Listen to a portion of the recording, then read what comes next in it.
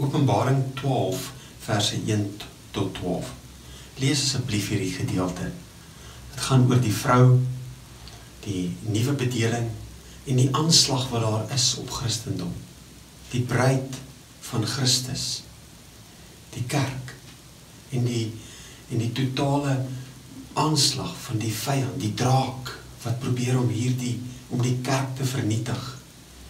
En ons sien hoe die kerk verdeel is en uit mekaar uitspat. En my grootste gebed, my grootste droom is om die Christendom verenig te sien. Want saam kan ons soveel meer vermag. En kom ons bid daarvoor, dat die Here ons sal verenig. Maar wat vir my mooi is in hierdie gedeelte, is vers 11 wat ek graag vir jou wil lees.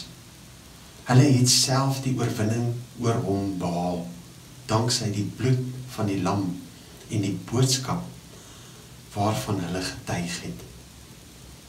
Die enigste manier hoe ons die vyand kan oorwin, is wanneer Christus sentraal in alles is. Wanneer Christus die middelpunt van alles is. Kom ons bid daarvoor. Kom ons bid dat Christus die middelpunt van ons lewe word, maar ook die middelpunt van alles wat ons doen. Die bloed wat gevloei het vir ons, om ons te red. Kom ons getuig daarvan. Laat dit op ons lippe wees elke oomblik van die dag, want dit bring die oorwinning.